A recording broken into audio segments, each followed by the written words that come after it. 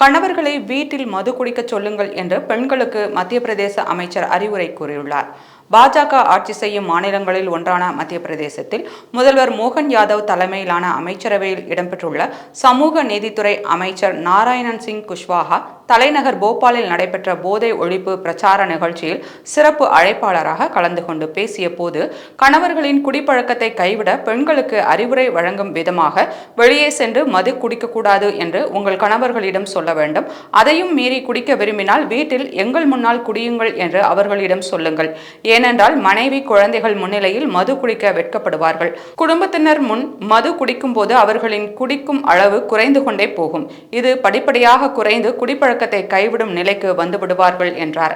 அமைச்சரின் இந்த அறிவுரையை குடும்ப வன்முறை சம்பவங்களுக்கு வழிவகுக்கும் என குற்றம் சாட்டிய அம்மாநில காங்கிரஸ் கட்சி, அமைச்சர் தனது கருத்துக்கு மன்னிப்பு கேட்க வேண்டும் என வலியுறுத்தியுள்ளது.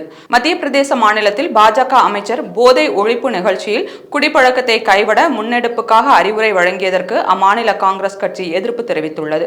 ஆனால் தமிழகத்தில் திமுக அமைச்சர் அரசு விற்கும் மதுவில் கிக் இல்லை, அதை சாஃப்ட் ட்ரிங்க் போல மக்கள் குடிக்கிறார்கள் என சட்டமன்றத்தில் பேசியதற்கோ, கள்ளக்குறிச்சி கள்ளச்சாராய மரணங்களுக்கோ இதுவரை தோழமை சுட்டி கூட தமிழக காங்கிரஸ் எதிர்ப்பு தெரிவிக்கவில்லை.